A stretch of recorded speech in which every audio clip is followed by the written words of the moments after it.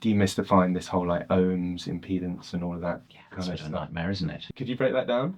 Um, Or just how it works and how it affects the sound and tone? Don't worry about it tonally. Essentially, with solid state amps, they have a minimum impedance they're happy driving. As the impedance goes up, the amount of power they can put out decreases, but if the impedance goes down, eventually the amp starts trying to put out more power than it can cope with, and it goes into overcurrent clipping, or it overheats and shuts down and fails. With solid state amps. With valve amps, tube amps, and you'll know if you've got one of those because it'll weigh disproportionate amount and will break occasionally and cost you more money to run. They're the other way around. They don't like seeing a high impedance. They need to be running lower impedances. What would a low impedance be? So you could run, say you've got a 4 ohm minimum solid state amp.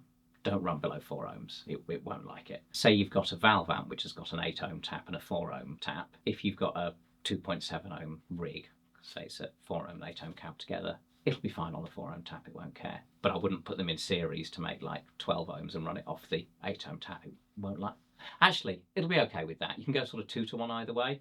So the valve amp will be fine on an 8 ohm tap running a 16 ohm load and a 4 ohm load. But choose the 4 ohm one rather than the 16 ohm one if you can. They're happier lower than higher. But go beyond that and it gets a bit sad. This is the sort of stuff that it's a real pain because it's really complicated electronics, this stuff. It's a lot of difficult physics, and I just don't think as a musician you should be thinking about it. Oh, I don't think about it as a player. That's my point. I don't think as someone purchasing gear it should be your problem.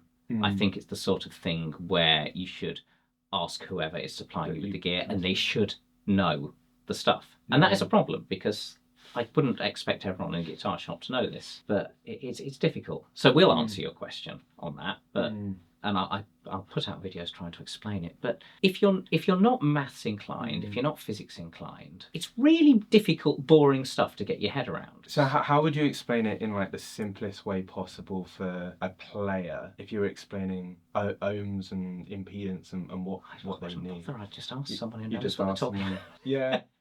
Find someone who actually knows what they're talking about. If you get stuck, email me, and if I get too many emails with people emailing me about ohms, I'll have to do a video like Ringo saying no more emails about ohms.